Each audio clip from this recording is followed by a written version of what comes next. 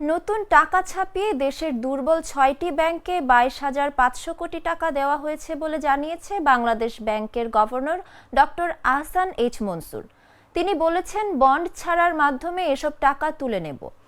আমাদের tight policy থাকবে, এক হাতে দেব, অন্য হাতে তুলে নেব। এতে বাজারেও অস্থিরতা তৈরি হবে না। আজ কেন্দ্রীয় ব্যাংকে আয়োজিত এক সংবাদ সম্মেলনে তিনি এসব কথা বলেন। গভর্নর বলেন, আমরা দুর্বল ব্যাংকগুলো তারল্য সহযোগিতা দিচ্ছি। আমানতকারীদের সুরক্ষার জন্য এটি দেওয়া হচ্ছে। এরই মধ্যে ২২,৫০০ কোটি টাকা দেওয়া হয়েছে। তবে শাখাগুলোয় যে অস্থিরতা ছিল সেটি থেকে বেরিয়ে এসেছি।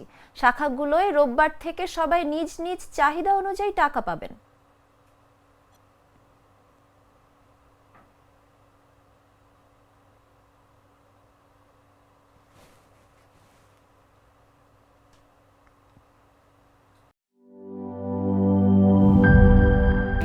স্যার, আমাদের নতুন প্রোডাক্ট সিক্সার্স দেখতে তো ভালো, খেতেও ভালো। তুমি একটু বেশিই বলো। জানি স্যার, বিশ্বাস করবেন না, তাই সুপার স্লো মোশন ক্যামেরা নিয়ে এসেছি। দেখেন স্যার, চকলেট পিনাট ক্যারামেল ও নোগাটের দারুণ কম্বিনেশন এলো সিক্সার্স চকলেট কোটেড বার। পুরোটা এনার্জি।